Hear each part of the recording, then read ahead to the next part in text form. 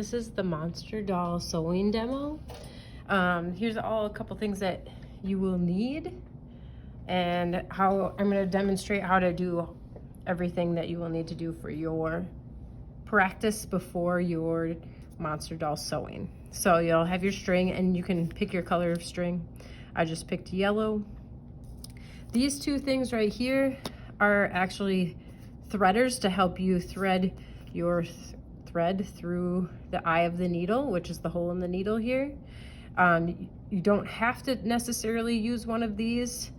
You can always get the end wet or hold it really close to the end and wiggle it through the eye of the hole of your needle, or you can use one of these. So this one actually has like a little hook on the end, and you put that through the eye of the needle first, and you hold these two together, which can be kind of a balancing act. Your string over the edge there, pull it, hold it tight. Make sure you get it all over, kind of in that hook, and then you're gonna pull it through. So that's how the pink one here works, the little hook on it. So now I have my threaded needle.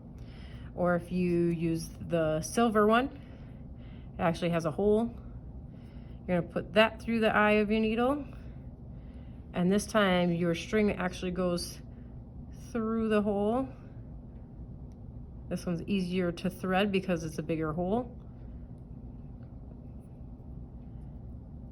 And for this one, you're gonna wanna hold really close to the end here so that little wire doesn't pop out.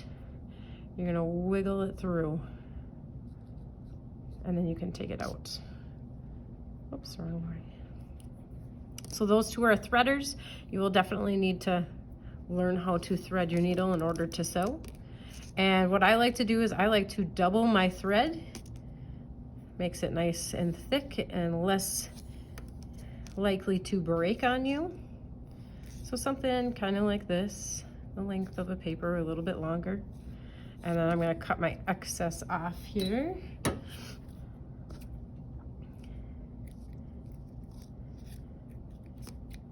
And move these off to the side here. I don't need those anymore.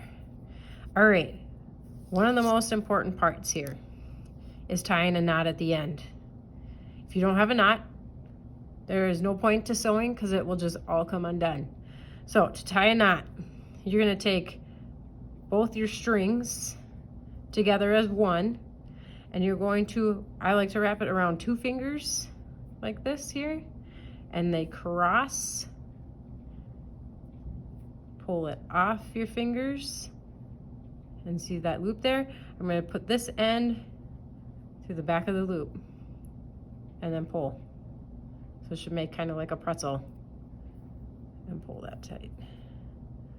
Okay, so that is your nice knot. I'm gonna show you one more time. Around 2 fingers, cross it, pull it off, put your end through the back of your loop and pull. Then you'll get your nice knot there. Okay. For our first stitch that we are going to do, it's called a running stitch. This is probably the fastest and easiest stitch. You always want to start from the back because you want your knot to end in the back. You don't want to be able to see your knot. So you're going to start from the back. You're going to pull all the way until your knot is tight to your fabric. And then we're going to go down. So we went up. Now we're going to go down, leave a little space. Then we're going to go back up through the back.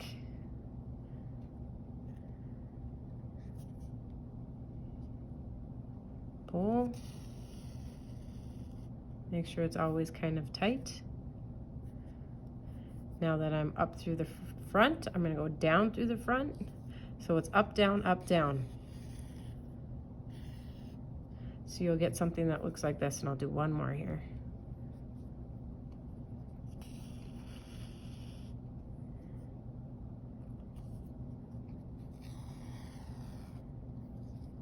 All right, if you pull really tight, The cool part about the running stitch is you can bundle it up like this. So this would work good for a cape if you wanted to do something like that. So don't pull too tight if you're just using it as a regular stitch. So otherwise it should look like this. For ending on a knot, remember we always want our knots on the back. Instead of doing that first knot that I showed you how to do, an easier one for ending like this is to go under the last stitch you did, go under it, start to pull tight. Before you pull it completely tight, we have this loop that we just made. You're gonna go through the loop, then pull tight. And it'll look something like this. And we're gonna do it 2 times, 2 or 3 times. Always do it 2 or 3 times.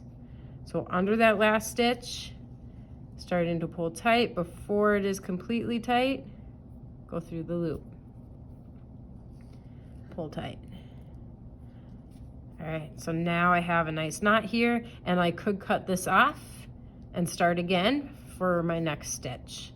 I'm just gonna continue here. So I'm gonna pretend I have a knot on the back, and our next stitch is called a back stitch. This is kind of like the running stitch, except it fills in all of the spaces between. So we're gonna start here. You always start in the back. Kind of like the running stitch, up, down.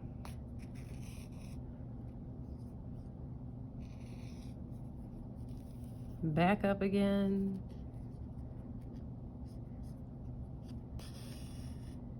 Now, before I keep going, like the running stitch, this is where the back stitch has its name, is we are gonna jump back and fill in this space here.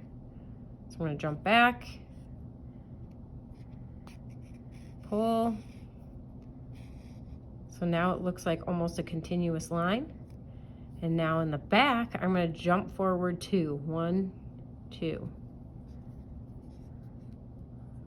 Pull through, jump back, 1, go forward 2, 1, 2. And then jump back again. So that would be your back stitch. And then the same thing goes for your knot here, is you would just go under one of your last stitches that you did. Before you pull tight, go through that loop, pull tight, and you need to do that 2 times in order for it to actually tie a knot. So under, before you pull tight, through the loop, and pull. All right, so then I can cut that off and start again if I wanted to. And all my knots are on the back, so this is my good side. So I got 2 done. There's 1 left, and then I'm also gonna show you how to do a button.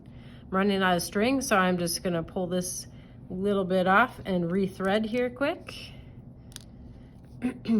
If you're having a hard time and you're threading, maybe recut your end. It could just be fraying on you and causing problems. All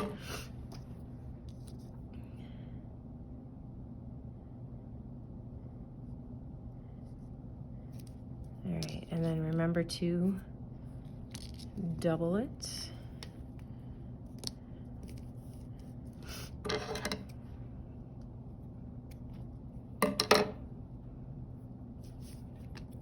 Don't forget to tie a knot. Around your fingers. Really, you only need it 1 time. I did it twice the first time. This should be good. All right, your last stitch that I'm going to show you. So we have the running, the back. Now we're going to do the blanket stitch. The blanket stitch is where you're going to sew your front and back together around the edges. So it's going to be around the edge stitch. Remember, your knot is always gonna be in the back, so go through the back first. Pull till you hit your knot.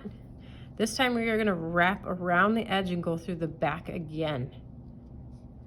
So we want it around our edge. But before you pull tight, There's one more step to this, and that's to go through that loop that we just made right here. So you're gonna go through that loop, then pull. So it should look something like that for your first one. Always go through the back and stay close to your edge. Go through the loop, pull tight. And now, after your first one, all your other stitches will end up towards the top here.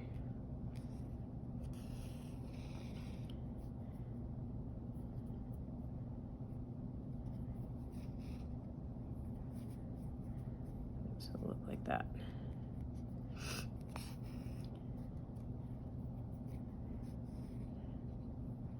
So that would be your blanket stitch right here. And this would be the one where you sew your front and back together for your monster. Okay, and again, the same way to tie and a knot is to go under one of your last stitches. I'm not gonna do that because I showed you 2 times already. All right, for buttons. There's 3 different types of buttons usually. There's the 4-hole, the 2-hole, and there's a 1-hole. I'm just going to show you the 4-hole one. That's usually one of the harder ones. It's just a little bit more work. So you're going to always start from the back. You're going to have a knot in the back, and you're going to go through one of the holes. So I'm holding my fabric and my button with one hand. I'm going to be threading with my other. So I'm going to go through one hole, and I'm going to go to the opposite one and down that one, pull tight. So you'll see that cross. Then I'm going to come up a different hole that I have not been in. And at this point, it's a little bit of a guessing game. So something like that until you can get it through the hole. Pull tight. Now I'm going to cross over. So that is 1 time through the button. I would suggest doing it 2 or 3 times just to make sure your button actually stays. So back through the first one, down the second one, third, down the fourth, and then there's your button. And then that makes it stay really nice. And then to end again, just go under one of your stitches and through the loop. So you will need to do, for your practice sewing, before you start sewing your animal or your monster together, you will need to practice and show me your running stitch, your back stitch, your blanket stitch, and 1 button. So I will need to see this before you can start sewing your actual monster pieces together. Good luck.